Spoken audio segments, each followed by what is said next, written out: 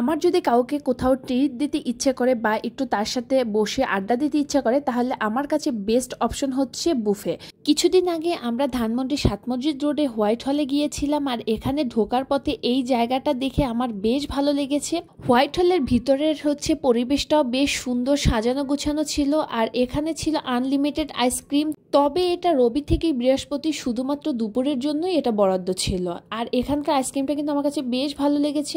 আর এখানে ছিল 3 টাইপের স্যুপ। এখানে ছিল মাশরুম স্যুপ, কর্ন স্যুপ, আর একটা ছিল থাই স্যুপ। কিন্তু থাই স্যুপ দেওয়ার আগেই আমি এখানকার ভিডিওটা করে নিয়েছি। আর এখানে ছিল অনেক টাইপের সালাদ। যারা সালাদ লাভার আছেন তারা কিন্তু এখান থেকে অনেক টাইপের সালাদ টেস্ট করার অপশন পেয়ে যাচ্ছেন। আর এদিকে ছিল অনেক টাইপের ফ্রুটস, বিভিন্ন টাইপের সস, আচার, কাঁচামরিচ, লেবু। আর এই সালাডটা কিন্তু বেশ ভালো লেগেছে। আর এটা ছিল ডেজার্ট সেকশন। এখানকার ডেজার্টগুলো কিন্তু বেশ ভালোই ছিল, আমার কাছে একদম খারাপ লাগেনি। তবে কিছু কিছু ডেজার্ট খুব মিষ্টি ছিল।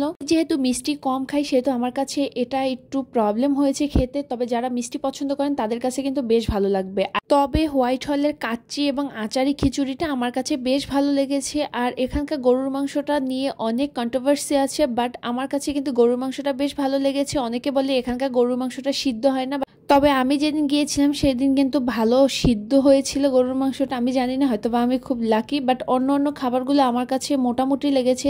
যেহেতু বুফে অনেক খাবারের অপশন থাকে সেহেতু সব খাবার কিন্তু সবার ট্রাই করা হয়নি, বাট আমি যতগুলো ট্রাই করেছি আমার কাছে ভালোই লেগেছে। আর আমার কাছে মুসটা এখানকার তেমন একটা ভালো লাগেনি, এখানকার মোমোটাও আমার কাছে তেমন একটা ভালো লাগেনি। তবে এখানকার দোসাটা কিন্তু অনেক বেশি মজার। আপনারা কিন্তু আসলে অবশ্যই দোসা ট্রাই করবেন, দোসাটা বেস্ট।